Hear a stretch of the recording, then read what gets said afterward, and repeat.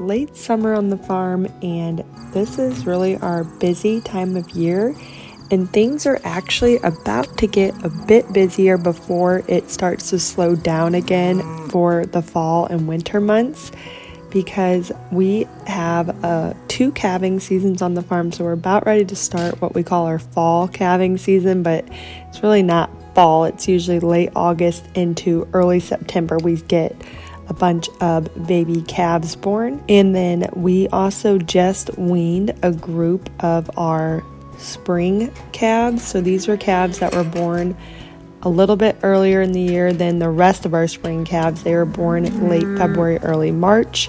So we got them weaned off the cows, and we're still in the process of weaning them. So they're in a lot right now, just with better fencing, so that way they don't break back in with their mama cows. But we keep the mamas close by, and we let them be fence to fence during the weaning process. And so we're going to get these calves good and weaned, and then once they are through the stress of weaning, which is usually only 3 to 4 days, we will haul them off to another pasture, and then we'll send those mama cows back out with the rest of the herd. So we just needed to get a few of our spring calves weaned right now, and the rest of them will wean here in a month or so. These calves were born earlier because they were from cows that we purchased, and they came already bred. Most of our calves we like to try to get a little bit later in the spring, late March, early April, so that way we don't have any risk of bad freezing weather that you sometimes get in February, which I guess you could still get it late March, but it just seems to be a little bit better of conditions. And then we will gear up for our next calving season that's going to start here in just a couple weeks. Early in the morning is when I get out and do all the chores that are around the barn while my daughter is still sleeping, so me and the baby can get out and get a lot of the chores knocked out. And right now we have another group of meat chickens in our brooder trailer, and they are starting to get bigger and ready to go out to pasture. So they're starting to fill this trailer up quite a bit, and so this weekend getting this group of meat chicks out on pasture is definitely on the to-do list.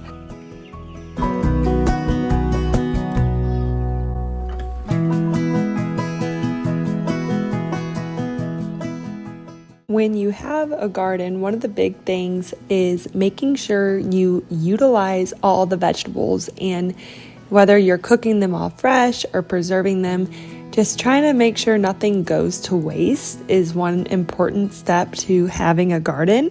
So one thing I like to do before going out to harvest more is to look and see what all I have a lot of and try to do something with them before I cut any more. So today I have a lot of cucumbers and tomatoes that I need to work through. So I'm going to go ahead and make some pickles. We just love refrigerator pickles. Last year we had a lot of extras, so we canned a lot, but I don't think we're going to have that many this year, so I'll probably just make a few jars for the refrigerator. And then tomatoes I'm going to dice up and just freeze them in freezer-sized bags for soups and chilies this winter. I don't have time to can them, and I don't have enough to can right now, so I'm just going to go ahead and freeze them.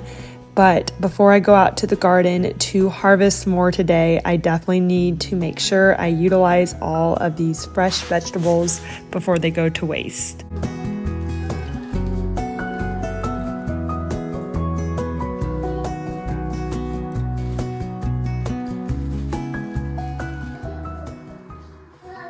With the tomatoes, I'm not even going to mess with peeling them. I'm just going to chop them up and freeze them. And the reason I'm doing this is because I just want this to be a quick way to preserve these tomatoes.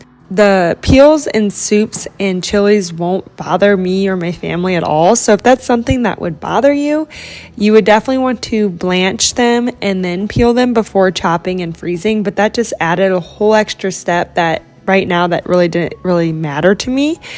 If I was going to can them, then I would peel them just because I would go through that extra step anyways. But right now I'm just going to chop them up and freeze them. And I actually did another round of these since, and I found that freezing them on parchment paper first and then putting them in the baggies worked a lot smoother, and then I was actually able to vacuum pack those ones. But I'll just make sure to use these baggies up first. I just kind of portioned them out to where if I was making a soup or a chili, 1 or 2 bags would be enough for that recipe.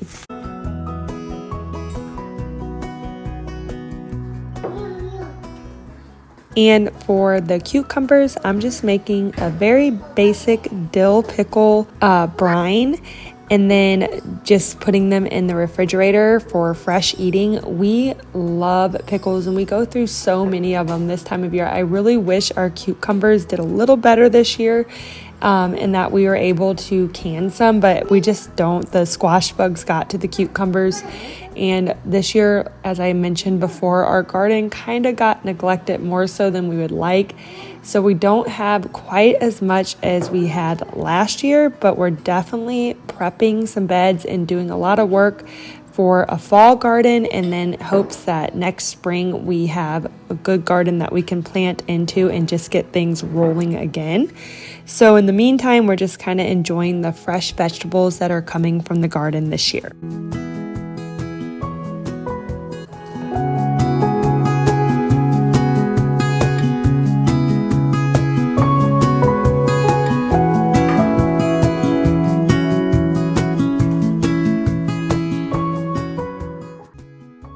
This time of the year, one of my favorite things to do is to get out to the garden and harvest everything that needs to be harvested, and then try to throw a meal together with those fresh vegetables.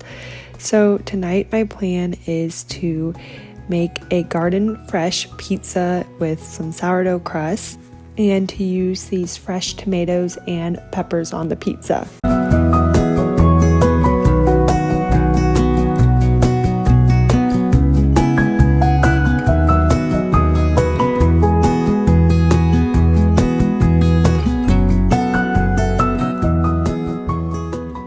During the busyness of summer, coming out to the garden is something that I had to make like a conscious effort to come out and to enjoy this space and to harvest these vegetables, because sometimes I just get so caught up in the day-to-day chores that I don't take the time to come out here. But this is something I've really been trying to focus on and slowing down and just enjoying this space. So even though the garden is mostly my husband's doings, I still really enjoy coming out and harvesting the vegetables and then using those to throw meals together. It's something that I really enjoy, and it doesn't feel like a chore. It just feels like a way to really slow down, which is much needed for me during the busyness of summertime.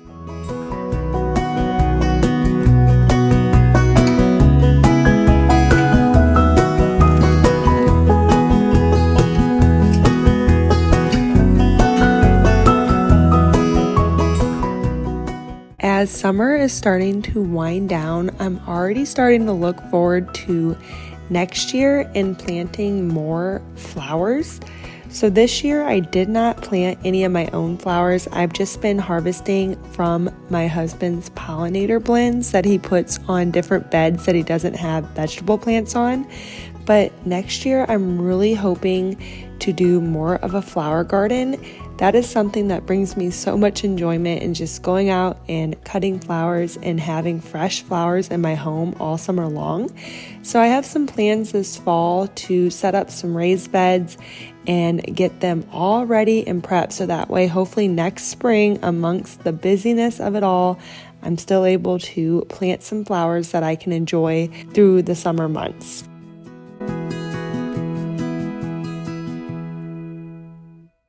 After a long day on the farm, one of my favorite things is coming inside and being able to cook a meal that is all fresh from our farm. So these are vegetables that we grew in the garden, meat that we raised, and just being able to put it all together in a simple meal that's fresh and in season.